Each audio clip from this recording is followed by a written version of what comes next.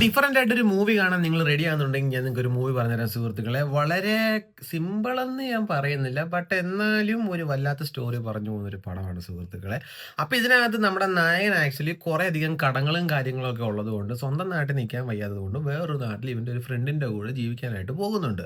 So അവിടെ ചെന്നപ്പോഴത്തേക്ക് front actually കുറച്ചധികം luxury ലൈഫാണ് ജീവിക്കുന്നത്. ഇഷ്ടത്തിനുള്ള ഫുഡ് കാര്യങ്ങൾ അങ്ങനെ ലോട്ട്സ് ഓഫ് തിങ്സ് ആയിട്ട് ജീവിക്കുന്ന ഫ്രണ്ടിനോട് ചോദിക്കുന്നുണ്ട്, എവിടെ നിന്നാണ് നിനക്ക് ഈ കാശ്, അല്ലെങ്കിൽ എങ്ങനെയാണ് നീ ഈ ലൈഫ് മേക്ക് ചെയ്തെടുത്തതെന്നൊക്കെ ചോദിക്കുമ്പോൾ ഫ്രണ്ട് പറയുന്നുണ്ട്, ഇതുപോലെ കുറച്ചധികം ഗസ്റ്റുകളും കാര്യങ്ങളൊക്കെ വരും, ഞാൻ അവർക്ക് വേണ്ട ഫുഡും കാര്യങ്ങളൊക്കെ ഉണ്ടാക്കി കൊടുക്കും. സോ അങ്ങനെ അവരിൽ നിന്ന് കിട്ടുന്ന കാശ് കൊണ്ടൊക്കെയാണ് ഞാൻ എൻ്റെ ലൈഫും കാര്യങ്ങളൊക്കെ ഇങ്ങനെയൊക്കെ ആക്കിയെന്ന് പറയും. സോ അപ്പോൾ നമ്മുടെ നായകൻ ആക്ച്വലി ഷെഫ് ആയതുകൊണ്ട് പുള്ളിക്കാരൻ ഈ ഒരു ജോലി വേണം, അല്ലെങ്കിൽ പുള്ളിക്കാരൻ കിട്ടിയാൽ കൊള്ളാം എന്നുള്ളൊരു മൈൻഡ് സെറ്റിൽ പുള്ളിക്കാരൻ അവിടെ നിൽക്കുകയാണ്. സോ അപ്പോൾ ഒരു ദിവസം രാവിലെ എണീക്കുമ്പോഴത്തേക്ക് നമ്മുടെ നായകൻ്റെ ഫ്രണ്ട് ആക്ച്വലി തൂങ്ങി നിൽക്കുന്നത് കാണാം. സോ അതിനുശേഷം ഈ വീട്ടിലേക്ക് വരുന്ന ആൾക്കാർക്ക് വേണ്ടിയിട്ട് നമ്മുടെ നായകൻ ആക്ച്വലി ഫ്രണ്ടിൻ്റെ ജോബ് ഏറ്റെടുക്കുന്നുണ്ട്. സോ അതായത് വേണ്ട ആൾക്കാർക്ക് വേണ്ട ഫുഡും കാര്യങ്ങളൊക്കെ കുക്ക് ചെയ്ത് കൊടുക്കുക എന്നുള്ള ആ ഒരു ജോബ്.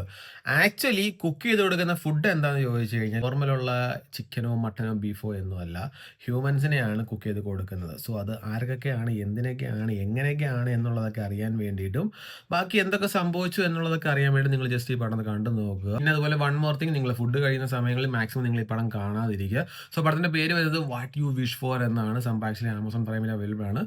നിങ്ങൾക്ക് താല്പര്യം ഉണ്ടെങ്കിൽ ജസ്റ്റ് കണ്ടു നോക്കുക.